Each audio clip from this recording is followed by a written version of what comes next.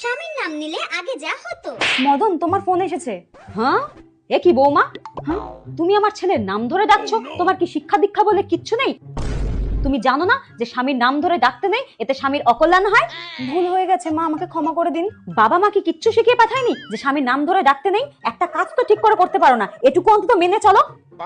আর কোনোদিন যেন এসব না শুনি। ঠিক আছে মা, আর কোনোদিনও করবো না এরকম। আর এখন যা হয়। কৌশিক, তোমার টিফিন। ও কি বৌমা, হ্যাঁ?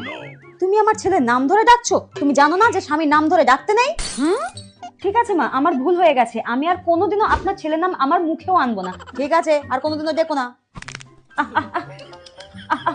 ও কি, তুমি ওইভাবে কাকে ডাকছো কেন মা? আপনি তো এক্ষুনি বলেন আপনার ছেলের নাম যেন আমি মুখেও না আনি, তা আর কি বলে ডাকবো? ওই জন্য এরকম করেই ডাকছি। হ্যাঁ?